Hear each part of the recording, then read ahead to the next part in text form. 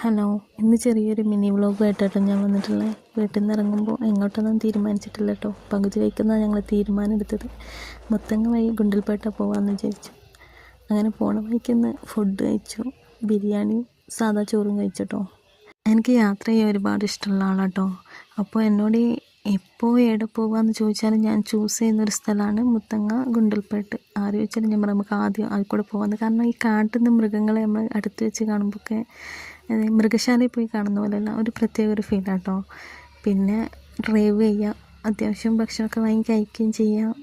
കാട്ടിലൂടെ ഇങ്ങനെ പോകുമ്പോൾ നമ്മൾ മൃഗങ്ങളിങ്ങനെ നോക്കിക്കും. ആനയോ പുലിയോ കടുവയോ എന്തിനെങ്കിലും കാണുമെന്ന് പെട്ടെന്ന് ഇവരെ കാണുമ്പോൾ നമുക്ക് ഒരു സന്തോഷം വരാണ്ട് ആ ഫീൽ അനുഭവിച്ചെന്ന് അറിയണം കേട്ടോ.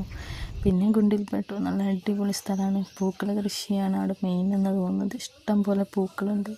അത് കാണാൻ തന്നെ മനസ്സിന് എന്തൊരു സന്തോഷം അറിയുമോ. സാധാരണക്കാരായ ആളുകളും ചെറിയ ചെറിയ കൃഷി ചെയ്യുന്നവരാണ് അവിടെ കൂടുതലുള്ളത്. അപ്പോൾ എല്ലാവരും ഒന്ന് ഒരിക്കലെങ്കിലും പോയി കണ്ടിരിക്കേണ്ട സ്ഥലമാണ് കേട്ടോ.